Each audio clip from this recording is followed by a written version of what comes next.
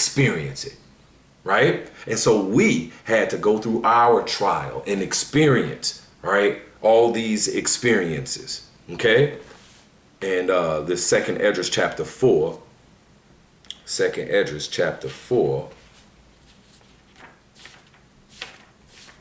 verse 37, it says, by measure hath he measured the times, and by number hath he numbered the times, and he doth not move nor stir them until the said measure be fulfilled. So the Most High God has measured the times, right? The different ages, right? The different kingdoms of this present temporal evil world. They were already numbered according to the will of the Father. Okay? Each kingdom, again, has its rise, all right, and it's time to rule according to the will of the Father. And then the day that it goes down was according to the will of the Father. Who comes up next is according to the will of the Father. How much time they rule is according to the will of the Father. When they go down, same thing, according to the will of the Father. You see? And all this happens so we can experience it, see it. And all these nations, they would rule in the different times, right? And they would rule with their mindsets, and they would control and govern the minds of the people they rule over, all right? And they would rule and instruct the minds with their heathenistic way. You see? And that's why wicked government now, righteous government to come. You see? All the unrighteous and wicked governments, right, had their time in this present temporal evil world. The one righteous government, all right, that's going to rule for forever, that's in the time to come. And it's right soon, all right? Even at the door. Let's get this here in Daniel, all right? This is the book of Daniel, chapter 2, verse 44, okay? Where this is talking about prophecy, this particular scripture, because here it is, as we just read, by measure has he measured the times, and by number has he numbered the times, right? So in Daniel 2, it goes into this, this is a prophetic chapter where it's talking about the different kingdoms that would come and the different nations that would rule the kingdoms, like during the time of the Babylonians, right? Because it gives you that the king at the time had that vision. Nebuchadnezzar, Daniel 2:1, in the second year of the reign of Nebuchadnezzar, Nebuchadnezzar dreamed dreams wherewith his spirit was troubled and his sleep brake from him, right? And so he was, trying to figure out what was this dream and what did it mean. And so if you read the story, he went to all his sorcerers and the Chaldeans and astrologers and magicians, and they couldn't tell him his dream. They were like, man, if you tell me the dream, I'll interpret it for you. But he was like, I don't remember the dream. I know it just troubled me, and he was like, man, tell me my dream and the interpretation. But his people was like, man, ain't no man on earth could do that. But Daniel went and prayed about it because the king was about to be killing people behind this, and you couldn't tell him his dream.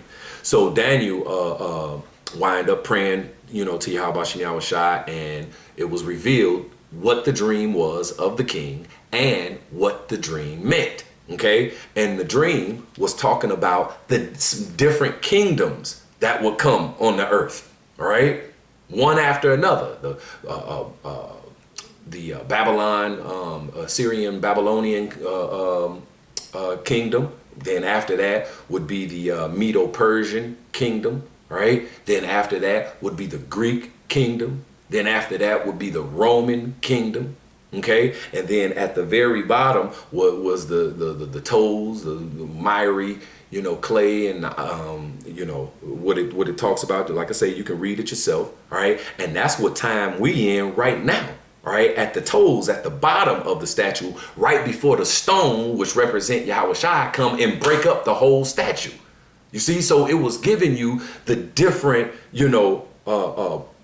kingdoms that would have a rise and that would have a fall, all the way till we got to this very last kingdom that we're in right now. All right, and that's, matter of fact, let me just read Daniel chapter 2, verse 44. It says, and in the days of these kings, all right, these heathen nations being set up where they would rule and govern, all right, the minds of the people that they rule over, with their heathenistic ways, right? So in the days of these kings shall the God of heaven set up a kingdom. So the whole time the Most High was establishing something, whole time, all right, which was the purification and perfecting of the special chosen children, the Israelites, so we could rule in the eternal righteous kingdom.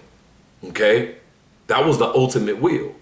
Okay, so that was the whole thing, the whole time. All right, we were learning.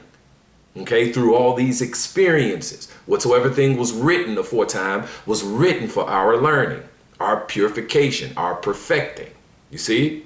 So in the days of these kings shall the God of heaven set up a kingdom, which shall never be destroyed. That's the kingdom of heaven, where we're going to rule with the righteousness of the Creator. It's never going to be destroyed. All right? That way is going to stand the test of time, unlike the ways of this world. It says, and the kingdom shall not be left to other people. All right? It's just going to be ruled by the Israelites. It says, but it shall break in pieces and consume all these kingdoms, all the kingdoms of this world. And it, the kingdom of heaven, shall stand forever. For as much as thou sawest that the stone was cut out of the mountain without hands, and that it break in pieces the iron and the brass and the stone and the clay and the silver and the gold, all right, which represented these other kingdoms and the nations that would rule, all right. It says the great God hath made known to the king what shall come to pass hereafter. You see, Daniel was telling him that the great God, the most high God, the only true and living power, all right, Yahweh, is letting you know what's going to come to pass hereafter. And the dream is certain and the interpretation thereof sure. So Daniel was telling him, this is the will of the Father. This is what's going to happen. This was your dream. This what it meant. This is the deal. This is what's going on, right? And so, as it says in verse 44, in the days of these kings shall the God of heaven set up a kingdom. Let's get that word set up.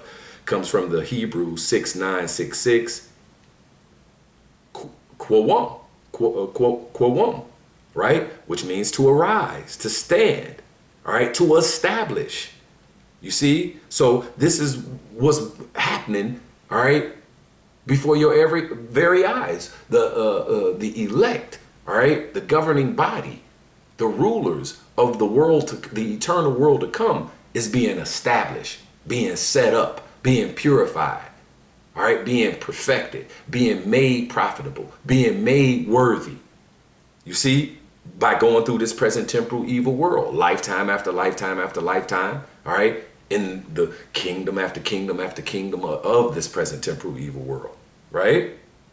What do establish mean? All right, to found, to institute, build, all right? We're being built, right? Bring into being, all right? To install or settle in a position. Okay, to bring about permanently. All right, the kingdom of heaven is going to be permanent. To appoint or ordain. Right, ordain for permanence. Ordain for permanence. Right? That's good. To create or set up. Okay.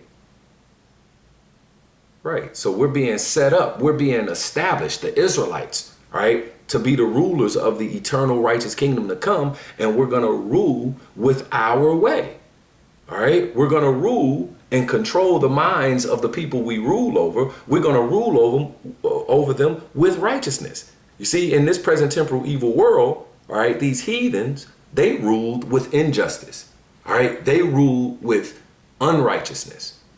All right, and Esau, Edom, just complete wickedness.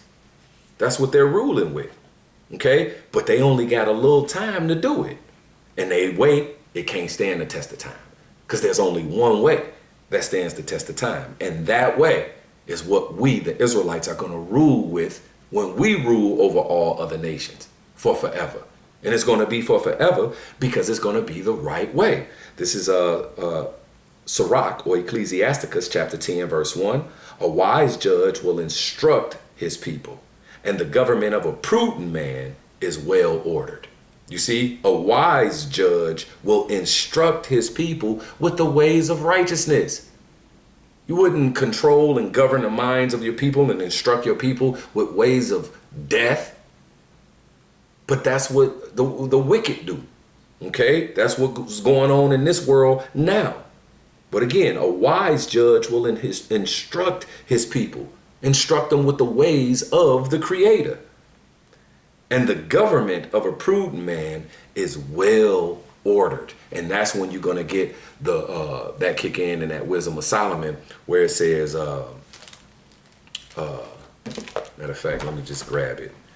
Wisdom of Solomon, chapter 6 and 24. It says, but the multitude of the wise is the welfare of the world, and a wise king is the upholding of the people.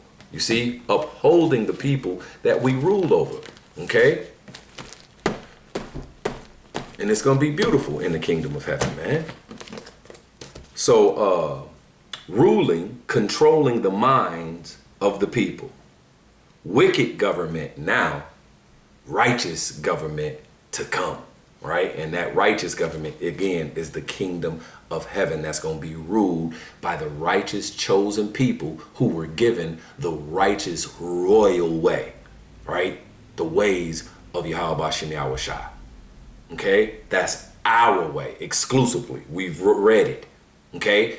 But in the kingdom of heaven, we're going to teach those ways to the heathen nations that we rule over. We're going to rule over them with the ways of righteousness. And it's going to be beautiful for all ultimately. All right? And so I'm going to end it there. Lord willing, that was edifying. With that, I'm going to give all praises, all honor, all glory to Yahweh, Bahashem, Yahweh Shai, Bahashem, Rachak Wadash, Shalom, and Abba Kwam Yashala.